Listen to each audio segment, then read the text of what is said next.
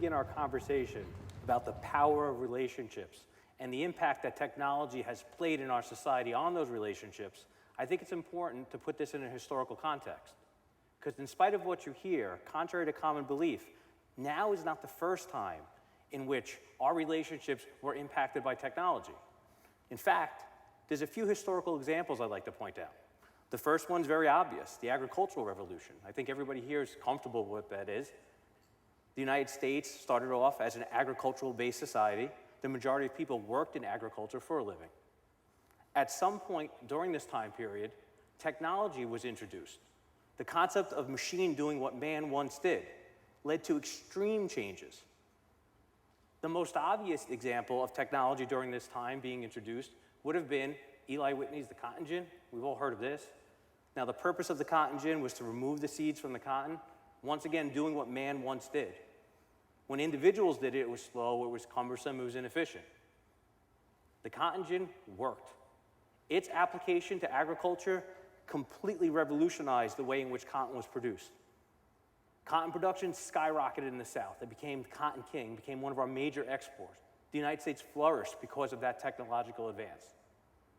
Another time period in which we should talk about briefly is the Industrial Revolution. Now, by the nature of it, the Industrial Revolution was a time in which technology was introduced into the workplace. The concept was to increase production of goods. Through mass production, the prices would then be able to go up, even though the cost of producing them went down. Profits soared. The United States became an economic giant.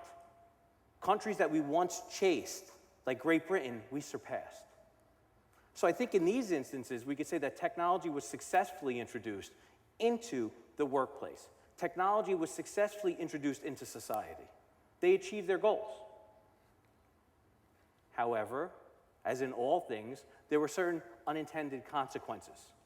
Things that came about because of these revolutions or these changes that weren't anticipated or expected. Let's talk about the agricultural revolution. Let's talk about the real effect of the cotton gin. Prior to the advent of the cotton gin, or the implementation of it, slavery was on a decrease in the South. Many states had already banned it. Slavery was disappearing. When the cotton gin came into effect, because of the importance of cotton on the economy, it became embedded in the fabric of the Southern economy. A wider gap grew, socially, politically, economically, between the North and the South, which led us to the Civil War, our nation's greatest threat. The Industrial Revolution, let's talk about the outcome. We said it already. The United States economy boomed, skyrocketed, surpassed European markets. But let's talk about the working conditions during the Industrial Revolution for the workers in those factories. Let's talk about the child abuse and child labor laws that had to be passed. Let's talk about the distribution of wealth, the gap between the haves and the have-nots. Let's talk about the environmental impacts that we still wrestle with today. These were unexpected outcomes. Now, the purpose of technology in schools, the purpose of technology in education are all positive. The goals here are to inform students, to teach them in ways which is different than they had learned in the past, to take information and give them in a way in which they can digest it, they can unlearn it, and then learn new material as it becomes necessary. To do it quicker, to take information from students, to help the students learn about their learning, to help the teachers modify their instruction, to help the administrators change curriculum when necessary. And ultimately, the goal of technology in schools is to engage, to bring people closer together, to get parents more involved in their child's education. And to some extent, I think technology has been rather successful. It's achieved this goal in many cases. Shockingly,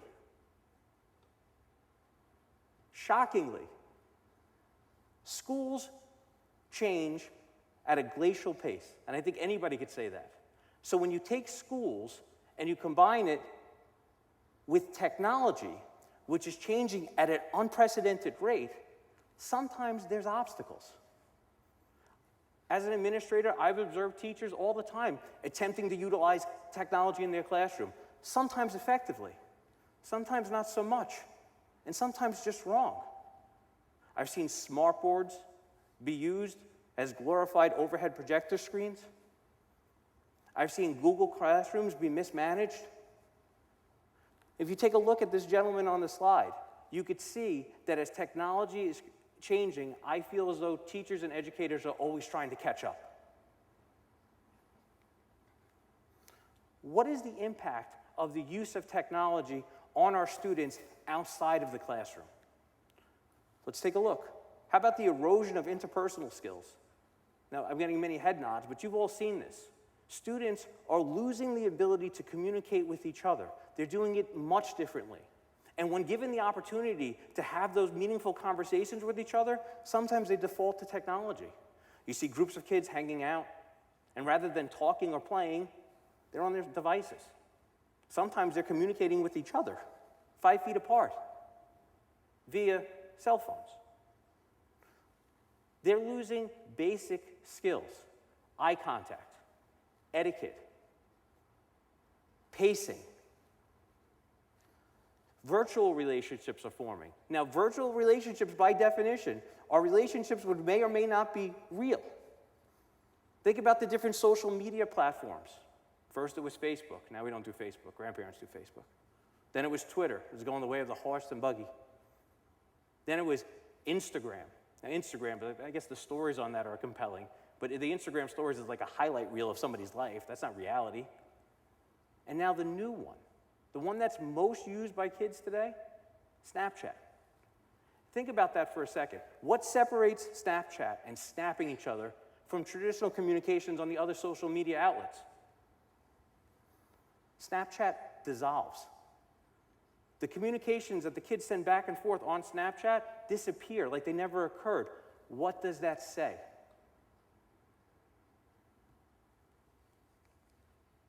Okay, so we've identified the problem. Technology, if unchecked, can become too great of a role in kids' lives. How can we change this as educators? What can we do differently? How can we make an impact? Well, let's start with personal meetings. Let's start with, as teachers, as educators, modeling the behaviors we want to see from our students. So, when a student misbehaves in your class, rather than filling out a referral and sending it to administration, rather than sending an email to the principal to take a look at, how about you have a conversation with that child about their behavior and what they should do differently? How about when the kid is struggling in your class, rather than sending an email to the parent that you just hope gets unreturned but is received, you pick up the phone and make a call. You invite that parent in to have the conversation so they can look at you and see the genuine concerns. So you can come up with a plan with them about how to improve things. How about, rather than being dependent on the fact that parents now have access to kids' grades online through parent portals and saying, well, they saw that they had an 11-point drop in their average. How about we make the call and develop a plan with that parent to improve it and say, okay, this is why this happened and here's a strategy to get out of it, rather than they should have known, just look at the portal. In short, unplug. Model that behavior for the students. Make meaningful relationships. Put value in those connections. Who is most impacted by this? What relationships are the most damaged? I know the easy answer is everyone. But in most things, the easy answer isn't the best answer. In order to answer this question, I want to go back to 2007, which was the first year in which the iPhone was introduced, which is also the first year I became an assistant principal. Now, I'm going to be honest with you, not a great combination. That 2007 was a very interesting year because the use of the cell phones exploded with the iPhone, and the schools had not yet caught up to it. The code of conduct didn't include effective language about it. Administrators weren't sure what was happening on it. We didn't know if we confiscate these things, do we hold on to them? Is that a crime that was committed on this phone? I have no idea what to do with it. So I spent about 2.5, 3 years seeming more like a detective trying to find these things. Because, by the way, that iPhone became more than a communication device to students. That became a status symbol. It became a difference between the haves and the have-nots. Those that had the phone, had status, had means. Those that didn't coveted it. They wanted it. So they'd find a way to take it. Skyrocketed the amount of phones that went missing in schools. And administrators were policing and trying to find it and investigating. Fast forward a couple of years. I'd say by 2013, 2014, cell phones don't really get stolen anymore. And I want to guess why? It's like stealing air. Everybody has one. The desire to steal cell phones is kind of gone because there's just so many of them. All students now have access to this technology. That's the norm.